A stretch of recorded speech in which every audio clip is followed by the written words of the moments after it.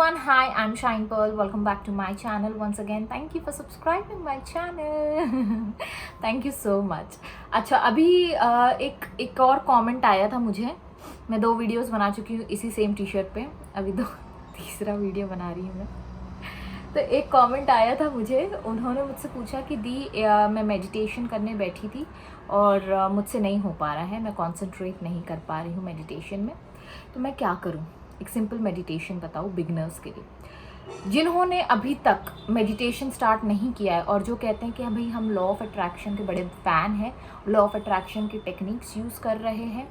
तो मैं ये आपको कह दूँ, आप चाहे जितनी पॉजिटिव एस्पेक्ट बना ले, चाहे कितने 555 टेक्निक कर ले, चाहे कितने आप कुछ भी कर ले, अगर आप मेडिटेशन को पकड़ के नहीं चलोगे, ये सारा चीज़ें व्यर्थ है. It's just waste of time. तो मेडिटेशन करना बहुत ज़रूरी है. और सिंपल टेक्निक, जब मैंने मेडिटेशन स्टार्ट किया था तो मुझे याद है मेडिटेशन मेरे लिए बहुत डिफ़िकल्ट था, क्योंकि मुझे ऑलमोस्ट 8 से 10 महीने लगे पहले तो ये मनवाने के लिए अपने आप को, क्योंकि मेरा जो लॉ ऑफ अट्रैक्शन जो मैं फॉलो करती थी, मैं यूनिवर्स से कहीं ना कहीं कनेक्टेड थी. तो यूनिवर्स हमेशा मेरे सामने यूट्यूब पे बोलो या फिर कोई आ जाके मुझसे ये कहता था आप मेडिटेशन करते हो क्या, आप मेडिटेशन करते हो क्या. मतलब मुझे हर जगह से साइन मिल रहा था कि आप मेडिटेशन स्टार्ट करो, इट्स वेरी इम्पॉर्टेंट. और मैं मेडिटेशन को इतना हल्के में लेती थी, इतना इजी वे में ग्रांटेड लेती थी. मुझे लगता है कि अब जब मैं पीछे जाके देखूंगी अपने आप को कि मैं मेडिटेशन नहीं करती थी या मैंने मेडिटेशन यूज़ नहीं किया था, वो प्रैक्टिस नहीं की थी, आई थिंक मैंने उतना वक्त अपना वेस्ट किया. इवन दो मुझे पता है लॉ ऑफ अट्रैक्शन यूज़ करके भी मैंने बहुत सारी चीज़ें मैनिफेस्ट की थी, लेकिन इतने अबंडेंट वे में मैंने कभी कोई चीज़ मैनिफेस्ट नहीं की. वो तभी पॉसिबल हुआ जब मैंने मेडिटेशन स्टार्ट किया. और जब मैं मेडिटेशन स्टार्ट करी हूँ, मुझे लगता है कि मेरी लाइफ इतनी स्मूथ, इजी और एफर्टलेस हो गई है, इतनी अबंडेंट हो गई है कि अब मुझे किसी चीज़ की कोई परवाह नहीं होती. मुझे पता होता है कि चीज़ें मेरे सामने अपने आप आएंगी और मुझे हाथ पैर हिलाने की भी ज़रूरत नहीं है. Meditation have this much power. मैंने अपने आप को हील किया है. मैंने अपना जो एसिड रिफ्लेक्स का मेरा प्रॉब्लम था, मैंने उसको हील किया, जो मैं बचपन से झेलती आ रही हूँ. मतलब ऑलमोस्ट लाइक 5th-6th स्टैंडर्ड से मुझे था. तो मैं उस लेवल से अब जाकर मैं उस चीज़ से हील हुई हूँ. और मुझे पता ही नहीं चला था कि मैं किस तरीके से इन चीज़ों से निकलूँ, क्योंकि एसिड रिफ्लेक्स का कोई ट्रीटमेंट नहीं होता है एक्सेप्ट आपको पेंटॉप लेना होता है, ओमेस-डी लेना होता है.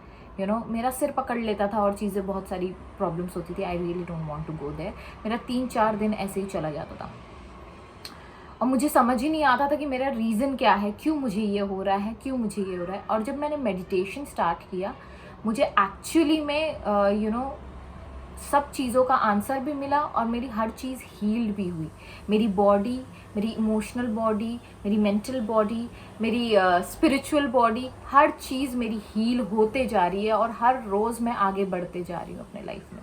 तो मेडिटेशन के बहुत फ़ायदे हैं. अगर आप नहीं कर रहे हो तो प्लीज़ 15 मिनट निकालो और प्लीज़ कनेक्ट हो, क्योंकि अगर उनसे कनेक्ट नहीं होंगे आप, यूनिवर्स जो आपका सोर्स है उससे कनेक्ट नहीं होंगे आप, तो आप किसी से कनेक्टेड नहीं हो.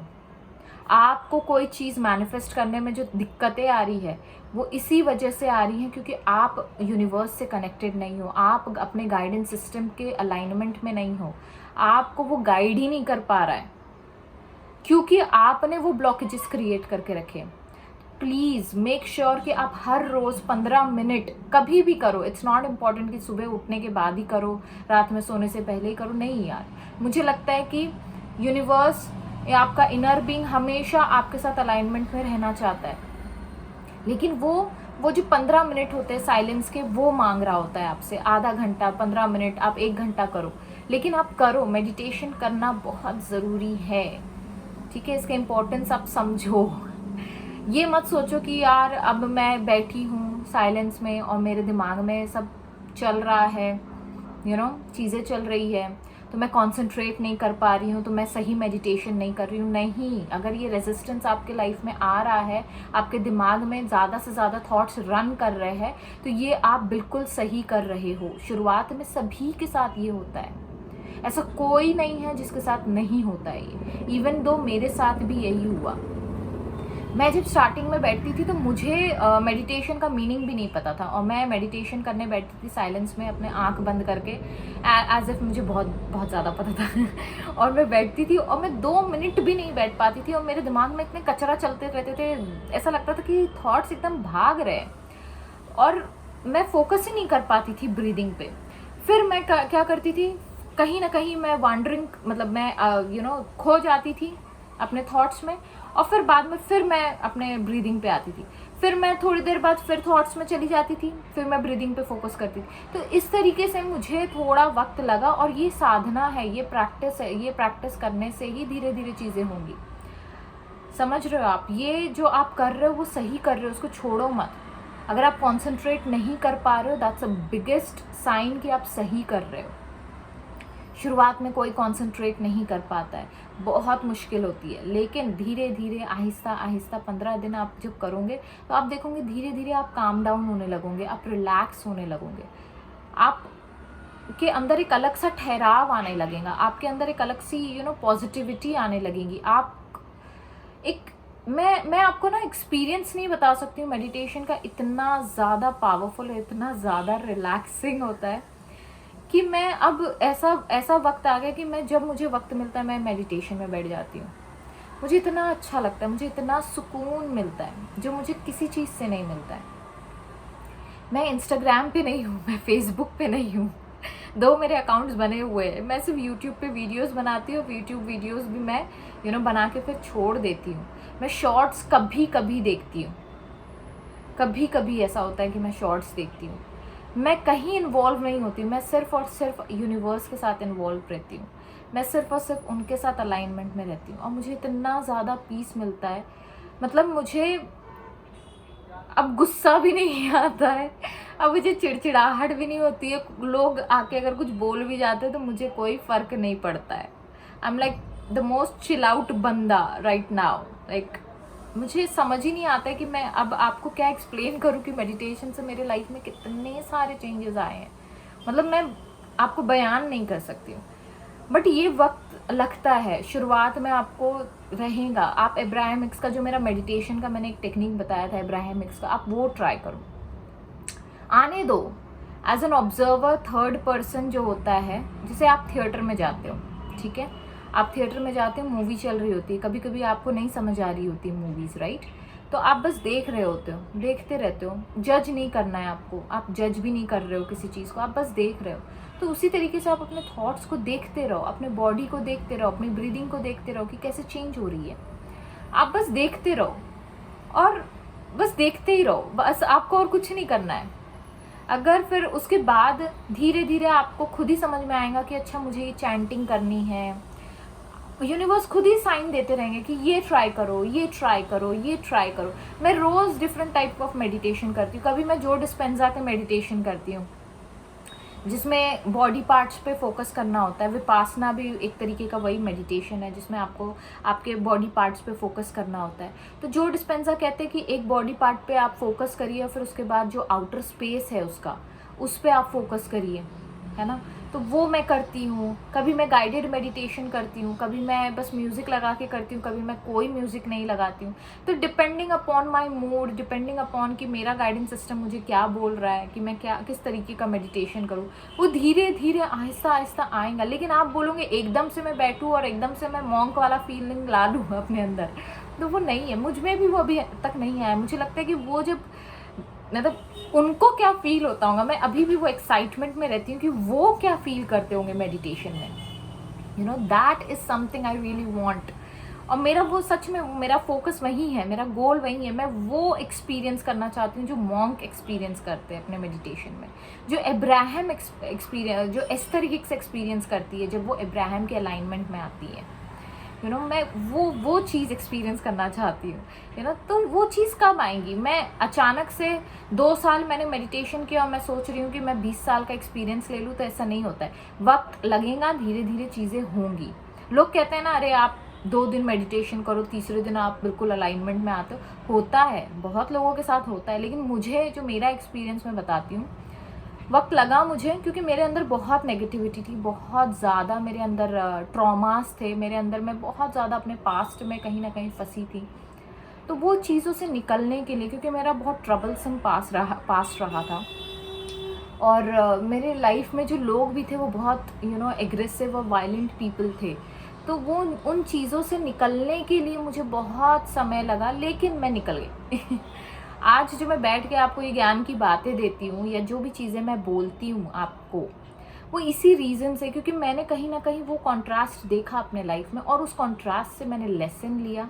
उस कॉन्ट्रास्ट की वजह से आज मैं मेडिटेशन कर पा रही हूँ। उस कॉन्ट्रास्ट की वजह से आज मुझे लगता है कि मेरी लाइफ बिल्कुल एक डिफरेंट मोड में है। भले ही वक्त लगा, बचपन से कोई नहीं सीख कर आता है, आपको धीरे धीरे सीखना पड़ता है। And I did that and I learned through that. Contrast हमेशा एक्सपेंशन देता है, और एक्सपेंशन हमेशा जॉय देता है।